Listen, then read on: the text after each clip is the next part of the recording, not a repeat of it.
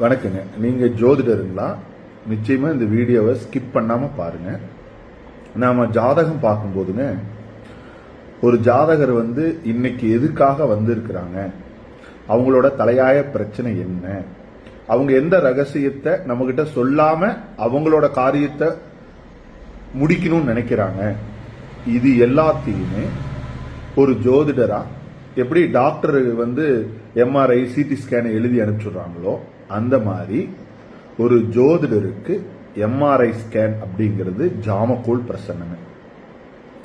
வரக்கூடிய ஜாதகர் நோய் பத்தியா, தன்னை பத்தியா, அப்பாவை பத்தியா, பார்ட்னர் பத்தியா, அல்லது தொழிலை பத்தியா, வீட்டை பத்தியா, இப்படி ஒரு ஜோதிடரை அதி உச்சத்துக்கு, அதாவது அதி துல்லிய தன்மைக்கு தூக்கிட்டு போகக்கூடிய ஒரு வேலையை ஜாமக்கோல் பிரசன்னம் கண்டிப்பா செய்யுங்க.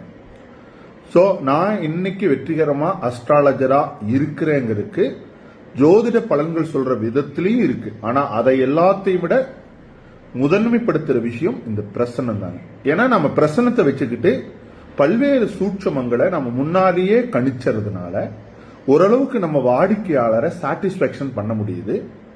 சோ அதனால அந்த ஜோதிட பலன் சொல்றதுக்கு முன்னாடி ஜாதகத்தை கையில வாங்கும் போது பிரசன்னத்தை போடுங்க. பிரசன்னம் நிச்சயமா வந்த ஜாதகருடைய கடந்த காலத்தில் ஏற்பட்டிருக்கக்கூடிய சூழலையும் அவர் எதிர்காலத்தில் எதை நோக்கி பயணிக்கிறாருங்கிற விஷயத்தை துல்லியமா சொல்லுங்க. இதுல ஒரு எக்ஸாம்பிள் உங்களுக்கு சொல்லிடுங்க. உதயம் கேள்வியாளருங்க.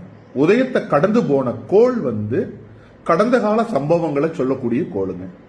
உதயத்தை நோக்கி வரக்கூடிய கோளுங்க நிகழ்காலம் பிளஸ் எதிர்காலத்தில் நடக்கக்கூடிய சம்பவங்களுடைய வழிகளை சொல்லக்கூடிய விஷயங்க. இது ஆயிரக்கணக்கான என்னோட ஜோதிட மாணவர்கள் பயன்படுத்தி இன்னைக்கு அவங்களோட வாழ்க்கையில முன்னேறி வெற்றிகரமா இருக்காங்க. நீங்க ஜோதிடரா இருந்தா வர்ற சித்திரை 14ஆம் தேதி, சித்திரை 1ஆம் தேதி, ஏப்ரல் 14ஆம் தேதி வகுப்பு நடக்குதுங்க. 2 மாச வகுப்புங்க. இந்த வகுப்புல கலந்துகிட்டா நிச்சயமா நீங்களும் ஒரு துல்லிய ஜோதிட தன்மைக்குள்ள மாறுறதுக்கான வாய்ப்புகள் இருக்கு.